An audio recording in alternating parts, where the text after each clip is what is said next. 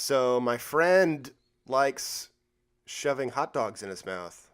Dan, did you know that? No, I didn't know that. That's an interesting pastime. Um, you like hot dogs, right? Yeah, I mean sometimes. You ever use hot dog grease in your hair just to fix split ends? No, Do you get it? Do you get it? I don't get it. Do you get it?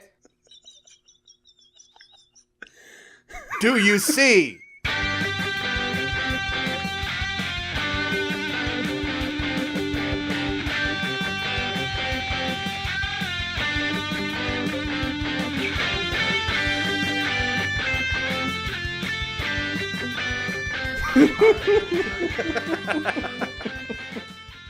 Hey guys, welcome to the Indie Film Review.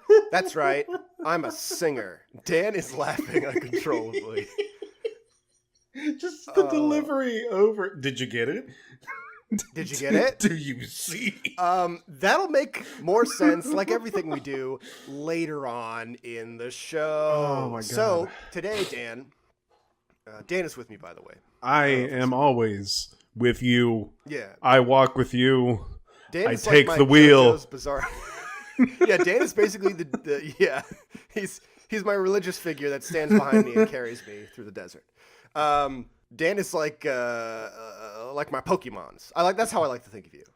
Really? Like when I need you, I throw you out on the ground and you just kind of flop out and no lie, that's exciting. I like this new relationship that we're you do your striking up. attacks, and then I'm like, okay, cool, and now get back in the ball because you're freaking everybody out. All right. So this is a independent film reviewing show. This is what we do. This is a podcast. I know if you're confused. So you can't see us. You can pretend to see us. So picture in your mind's eye what we could look like. I'm like more of a George Clooney type. Dan is like a You're Danny not Vito. wrong. I see George Clooney's eyebrows in you. That's right. That's right. And I definitely have a stout figure. That's right. And a skullet like Danny DeVito. A skullet? What? Explain. You know, like the Ben Franklin haircut where it's long but you're bald on top? Ah, yes. yes. Yes. A gentleman's skullet. It's very presidential. I like that. So we're going to review some short films today. Very exciting. We have a lot of submissions here. So I'm going to just read them off and then in what order we're going to tackle them. So we have Sarah Stevenson submitted to us. This will be the first one we do. Mia Morris's Diary. And we'll talk about that the whole season. And then we have Zephyr Entertainment kept tagging us in a bunch of different things, and I'm like, hey, we should just do an episode on them because they got some stuff that's interesting, and I wanted to check them out. So they have a little short called The Sanctuary. There's a trailer for an upcoming movie that they're going to do that we'll probably cover as well in future. And then Mr. Shan, a little mini series. Another web series, yes. Yeah. So some of these aren't really movies. Like Mr. Shan and Mia Morris, they're not really films. I mean, if you watch them all together, kind of, they're maybe like 30, 40 minutes if you want to see them. They're more like little mini-series. So we're kind of bending the rules. I don't know. It's all in film. They're filming. It's all What do you think? independent. It's all in the wrists. So I figured, why not? Let's do it. So the first one we're going to cover is Mia Morris's Diary. Dan, could you explain to us what this is? Sure. The gist of it.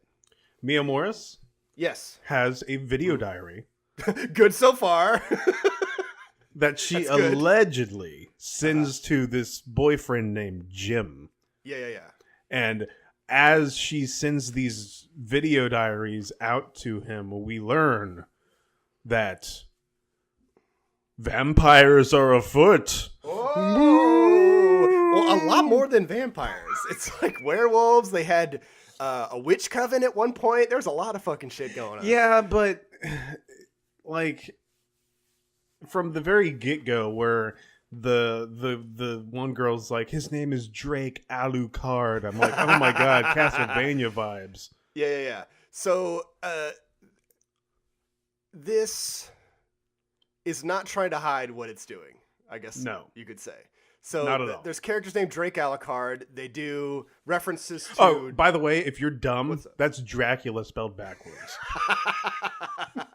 It's Dracula spelled backwards. Yeah, it's Idiot. a lot of references to Bram Stoker, a lot of references to Dracula. A lot of the characters are named after different One would say it's a love movie monster letter character. Yes, to yeah. Dracula. So I didn't realize this, but apparently it's supposed to be. I didn't figure this out to the end. It's like a modern retelling of Bram Stoker's Dracula with the twist of it being like a web series. So it's like, oh, Now- okay. I wish I knew that earlier when I was Yeah, like that would first watching definitely it. help because I haven't finished the whole thing yet. I'm actually going to finish it, but what really kind of got me into it was it's told. I mean, it's a retelling of Dracula, but she's also using the format of Frankenstein because Frankenstein is told through letters. That book, it's like Yes. it's just correspondence from. So I didn't even pick up on that. Okay. Yeah, so like you get this whole story that unfolds through this correspondence between two people, and I like that aspect of it too. So I watched all of it. I even watched the behind the scenes stuff. I fucking watched everything. I watched the unaired pilot. I watched the final words credits. I combed through all this stuff. I literally watched it all at once last night. The like idea of doing the video vlog where it's talking at you, the viewer, I think is really cool. Yeah, And the reason I think it's cool is like the more I was watching it, the more it felt like she was just talking to me, like at Right. me, and I was Jim. I almost wish there wasn't a Jim. are You know what Jim? I mean? Like, I could be Jim. Am I Jim? I wake up every day and I ask, am I Jim? Earthworm Jim? Earthworm Jim. Oh, dude. Surprise Came In by Earthworm Jim would be legit. But, wouldn't it be cool if Jim didn't exist? Yeah, I can see that happening for sure. So, like, she's doing this diary to someone who's not even real. I mean, I think that would have been really cool. or just like doing because the one girl from 8th grade, how she's like, "Hi guys, welcome back to my channel," like kind of Yeah, like yeah. that. Mm-hmm. So I did think it got a little weird towards the end where she's still doing the videos, but yet she's falling in love with the vampire guy, and then she sent those videos to her boyfriend. I'm like, that's kind of messed up. Like, why are you I mean, you literally gotta. emotionally cheating on your boyfriend and then sending him videos? It's the Thankfully- vampire's thrall, man. That's what it is. So we're gonna spoil this now. If you want to see it, it's done by Black Cat Film Productions, and the whole miniseries is on there. Just to help a warning, because we're gonna get into some stuff. So the ending, they do actually have Jim show up, and this is probably one of the coolest things about it. Is he thinks the whole thing was Spoilers. I just said it was I'm just spoilers, kidding. you jerk. Just kidding. That's funny. He thinks it was all fake, which As I he thought was a should, nice because nice it was little- a web series and not real life. Yes, but in the staging of the characters who think this is real, he was like, "Oh, that was really cool! Like all these cool videos. He's like, you're really good at making films and stuff." And the Mia character's like, "It wasn't really fake, but okay." And then like that's how she kind of tricks him. So it's kind of messed up that he's tricked by all of this. See, But that then sounds like a pretty good twist. It was actually pretty good. So it was fun, but at the same time, I'm kind of like, I think it would be cool if like maybe we were just Jim the whole time and we never had a physical Jim. So like, it really is her talking to you, because that's what the whole series is. So how the show is set up is it's the web camera and everyone's speaking towards the webcam, right? So she'll be in her room and then people will come in and they'll espouse some dialogue or whatever and kind of catch you up on what's going on. So you're not seeing a lot of the action. Right. And I think that was more of like a budgetary thing of like they don't Well, have a lot it of most places certainly to is the film. budgetary thing, but like they made it work, like I said, through the correspondence. It was modeled after Frankenstein for sure. Yes. And there are certain action scenes whenever they actually go out and do filming outside or they have props and stuff. I was super excited. Like, this is cool.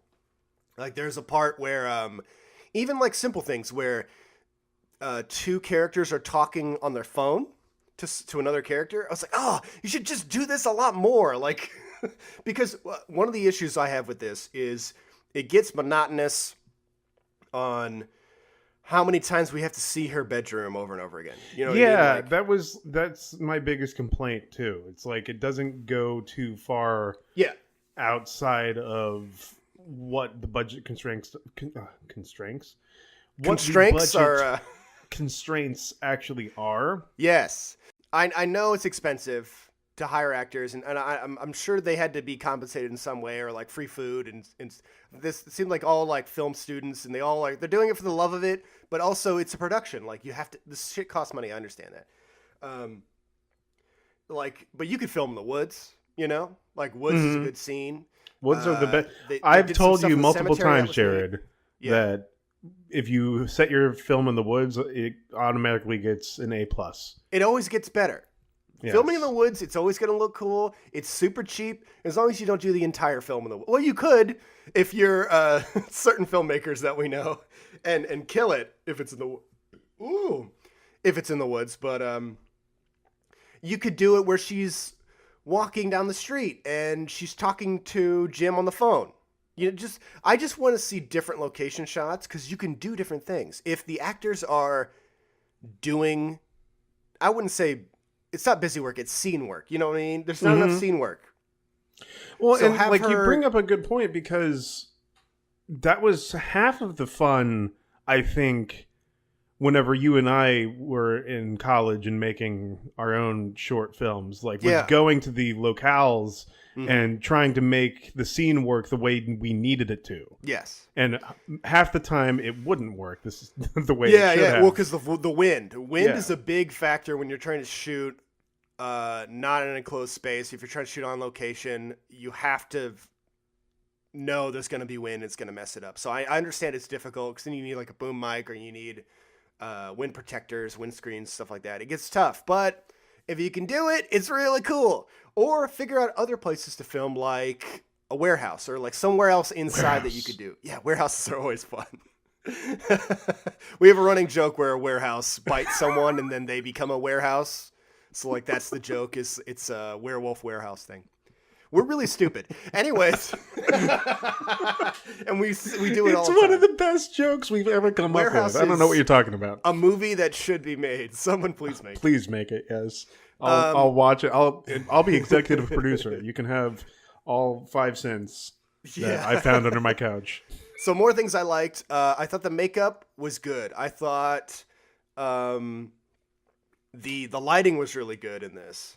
There wasn't any time where I couldn't see anything, or things looked muddled or whatever. So a lot of the camera work was good, except for some of the jump cutting got a little jarring. Yeah, well, I mean, and I have a fix for that. Okay, please tell me. So this does something where it's putting their actors maybe in a 7-8 minute scene and never cutting. Like, it's having them just memorize all these lines, and I just feel like it's too much. So some of the episodes where it's like a minute and a half or 2 minutes, they work way better because the actors only have to memorize so much. And since you're never cutting to different angles, it's always just that one angle, right? It puts more pressure on your actors because now they have to say all their lines perfectly. And if you have time constraints, you can't do more retakes and stuff. It's better if you keep the scene shorter. Here's a question. Okay. As Mia goes through, because I haven't seen the whole thing yet. Does she become like how is she enthralled? Like, okay, so I'll do a little more of a rundown of the story. Okay.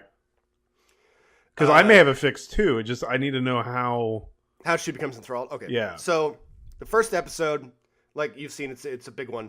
She goes to like a party where the Drake Alucard character is going to be there, and her best friend wants to go because she's been asked to go there like by a date, and she goes there. She loses track of her, and she gets abducted by the vampire and gets attacked. So the vampire's whole goal, just like in Bram Stoker, is to trick all of her friends and people that she knows, like to push them away from her, so that she can so that the Dracula guy can like signal her out Yeah. and enthrall her. But she's like making other characters fall in love with him. It kind of gets Twilighty too a little bit. Uh-huh. And then eventually he makes her teacher give her a failing grade, or like, you're gonna fail unless you get a tutor.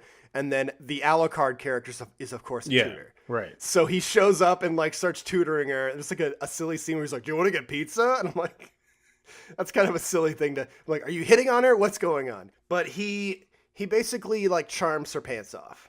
Yeah. And then once he reveals he's a vampire, he's like, well, I can give you immortality. And she just actually starts to fall for it. But like I said, the silly thing is that she's doing this all on camera, and then she's sending the tapes to Jim. I'm like, don't send the tapes to Jim of you falling in love with the vampire. But so do you want me to tell you the ending? Well, what do you think the tone of this is? Is it So like yes, horror? creator's intent. I don't know if this is supposed to be scary. So for me, it wasn't scary. Right. How did you feel? So it wasn't scary? No, to you, not right? not at Okay. all. But like, what my fix would be is we could easily make it scary. Oh yeah, by, yeah. Give me like- some ideas. So instead of just having the one static shot, have the static shot, but then like have a camera behind the camera so we can see more of the room and we can see her actually talking to the camera. You know what I mean? Yes. So like, cut between that and the static shot, that and the static shot, mhm. kind of like a shot reverse shot, but we can see more of the process, the filmmaking Yeah. process.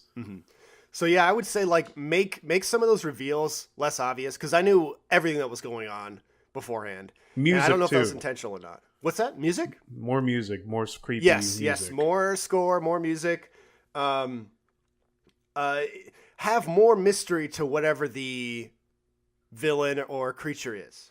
So fear the unknown. Everyone knows. Yeah. So like, if you don't know what's coming, it's more scary. Especially like revealing what the monster looks like, what's going on. That kind of stuff freaks me out. Like, so like, say I was talking about the scene of her like walking in the park. You could have like somebody in the background, like behind a tree, like watching her or something creepy. Yeah. And like you can barely see their face, like stuff like that. I don't know. There's a lot of things you could do.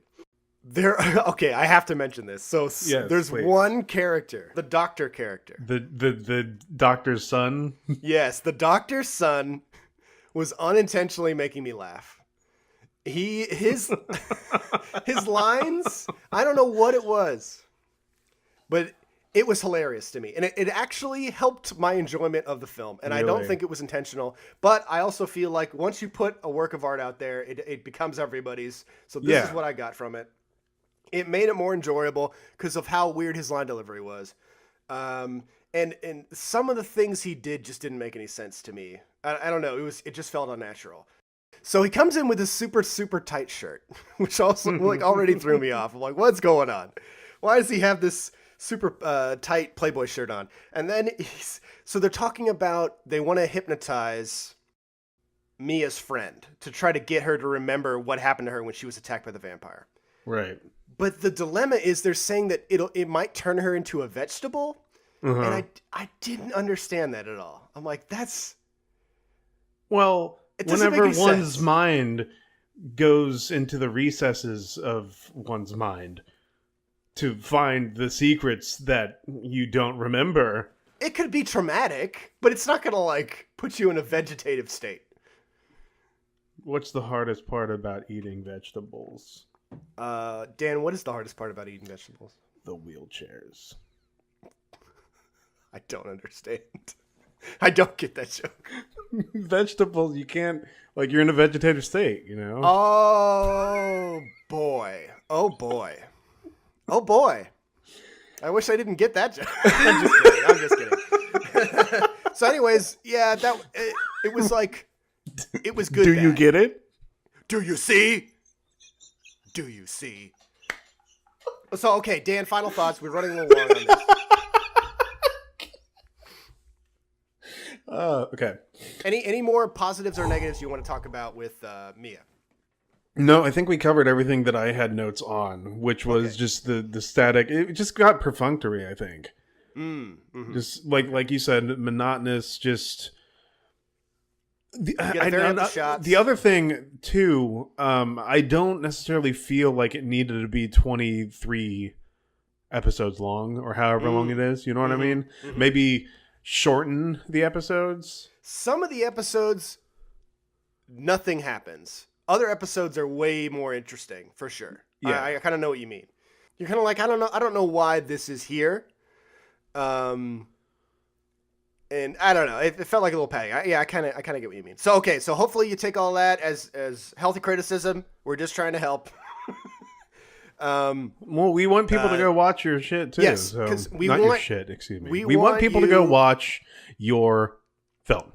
Yes, we want Series. you to keep doing this. Yes, please. It's clear that you guys are having a lot of fun when you're making it, and you're passionate about it, and that gets me excited. So I want you guys to keep making more stuff. It does look like they're going to make a new thing called Attack of the Cat People, which seems really great.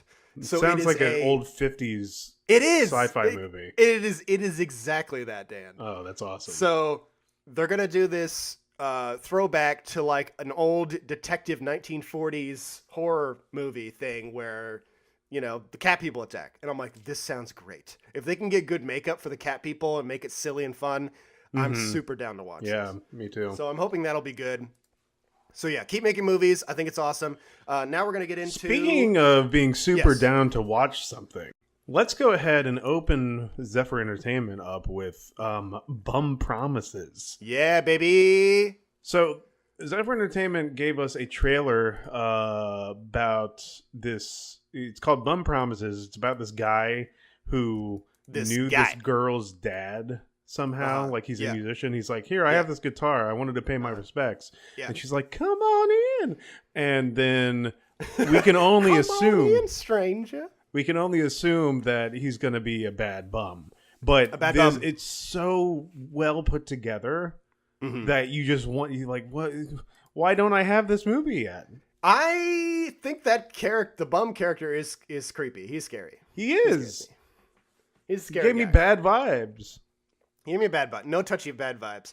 And I was definitely intrigued. I want to know more about what's going on, especially like him like leering and like being in the bushes and being all creepy. And it does kind of seem like he's just making shit up to get into the house. So I'm like, Yeah. okay, that's cool.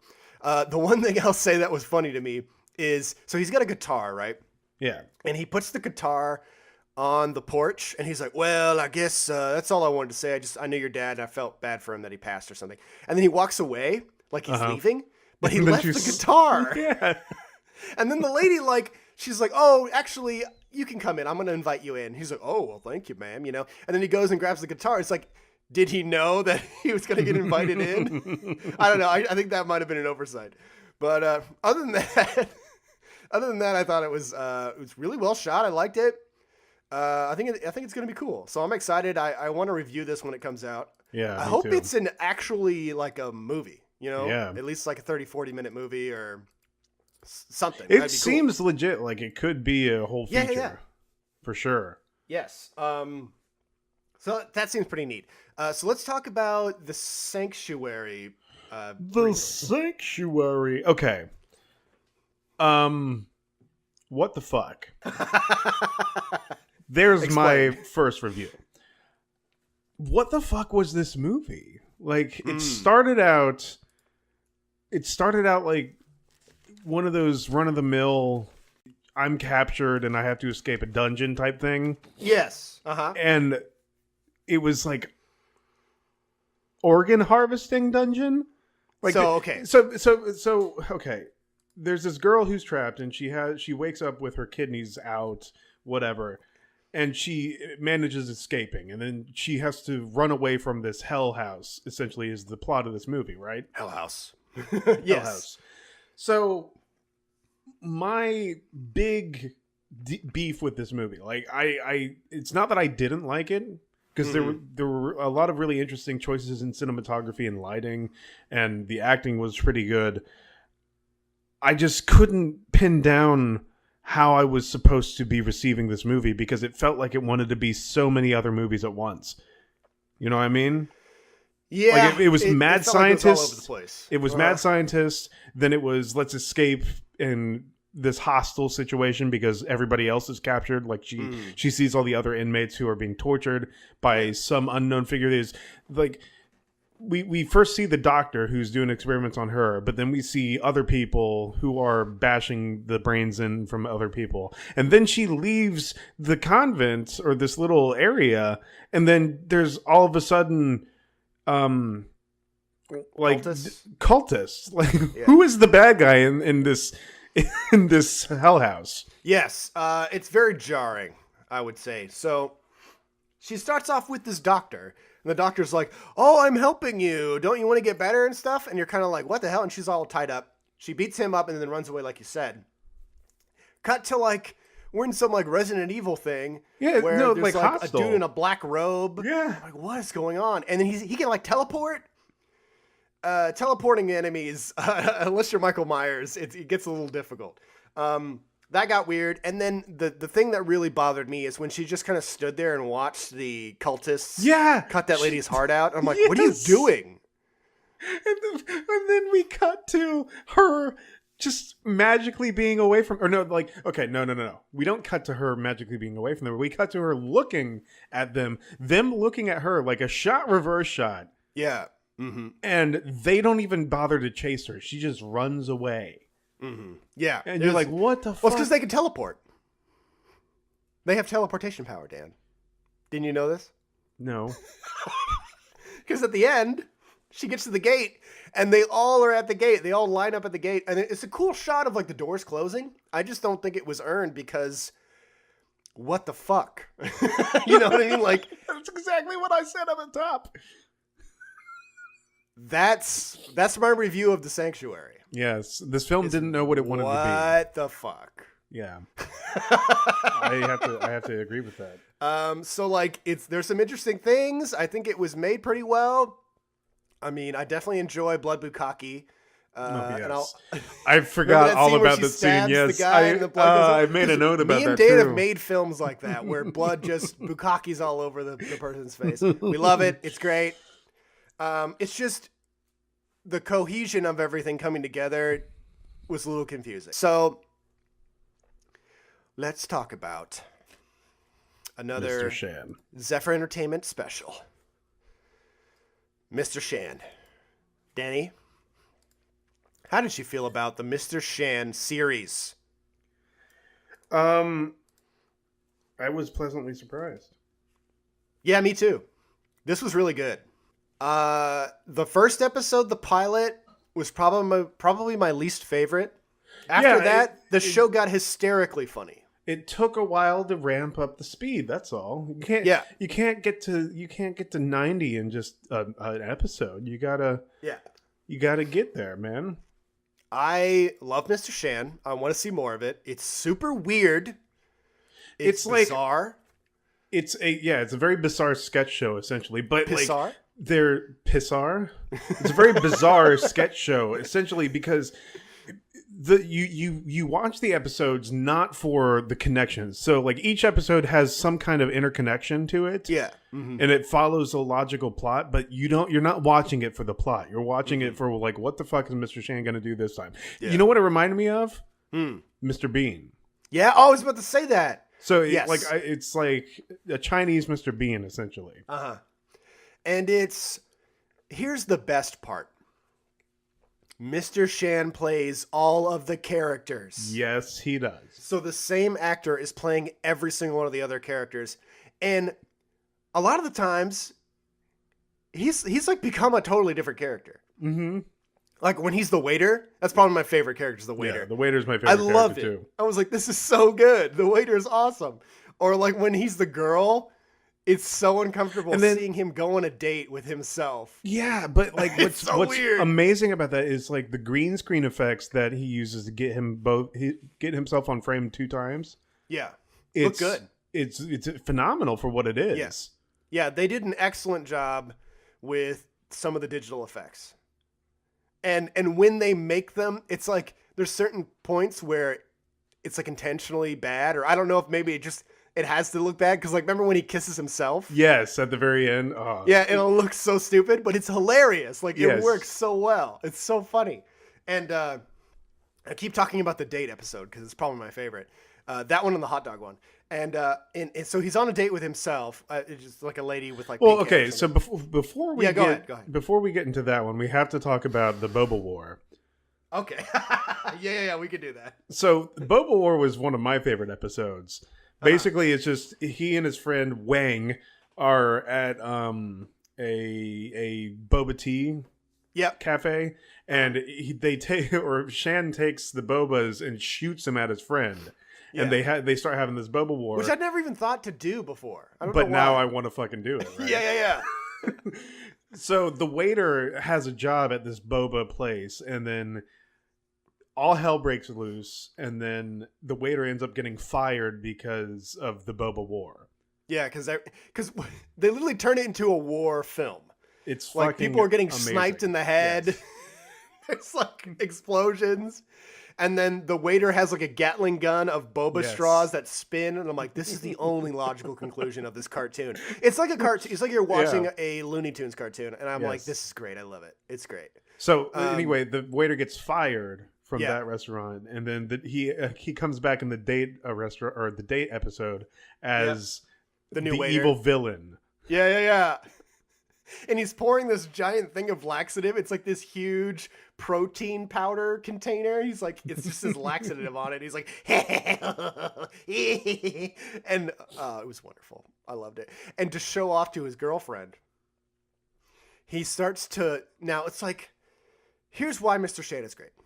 Because who could think of doing, like, taking this scene this way?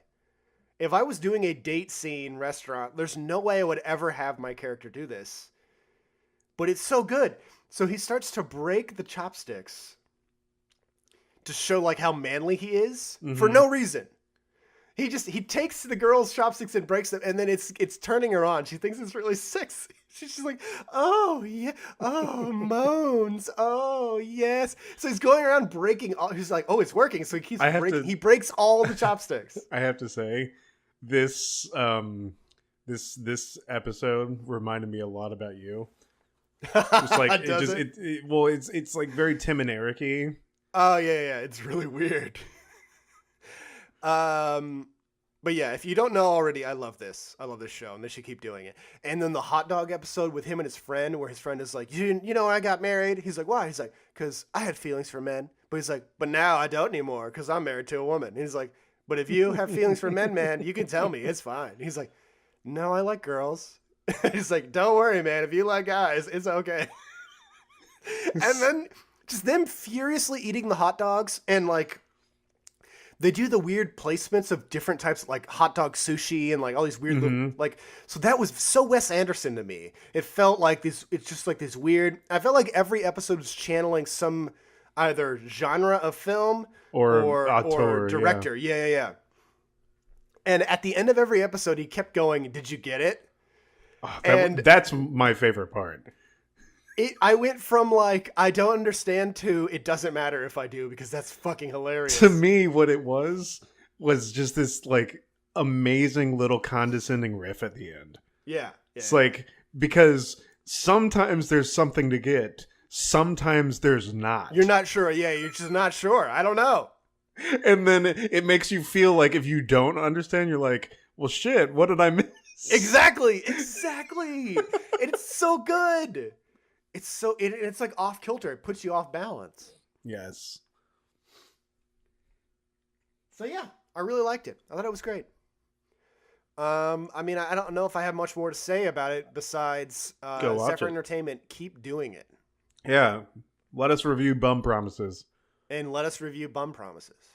And if you don't let us, we're going to do it anyway. But yeah, Mr. Shan is awesome. I freaking love Mr. Shan. I think it's a great idea. It's like a weird sketch thing. I don't know. It's so bizarre. But yeah, it was fantastic. I loved it. So, okay. I feel like that's the end of the show. Yeah. Guys. Find us. Yeah. Where you going to find us? Find us where you're going to find us, baby girl. You can find us on Facebook at Indie Film Review on Facebook. We're on Twitter at Indie Film Pod, if you'd like to find us. Instagram at Yes. Indie Film Review Pod. Yes. If you'd like to email us, it is gmail at theindiefilmreview@gmail.com. So that's with a the. We're on Podbean. We're still being hosted on Podbean. It's indiefilmreview.podbean.com. If you want to find this show, you can listen to us anywhere. We're on iTunes. We're all over the place. Whatever RSS feed you have, podcasting app that you have, you should be able to find us just by searching Indie Film Review. And Boom. You can listen to us anywhere. In the car. That's in the right. shower. In a jar. In the sack. At the pool. Out a sack. Out of sack. Post-coital In the listening rain. is the best. Down a drain. David Blaine disappeared, but not the show, because you can still listen to it when you're in the torrid zone, just flipping endlessly, because Superman's kind of a jerk and he won't let you take over the world. Thanks, buddy. Anyways. Oh, I'm sorry, Dan. I don't mean to get on my Superman rants. I get a little heated. Yeah? That torrid zone is just, it's no good, you know? It's just no good. So, Dan, I just want everyone to know that I love them and I respect them and I appreciate them making films. And it makes me happy to see all these people continuing to make films, and it's super cool. And I love watching them and reviewing them. And so I really appreciate that. Dan, you have the final word. Have you ever seen an elephant hiding in a tree? Pretty good, aren't they? Did you get it?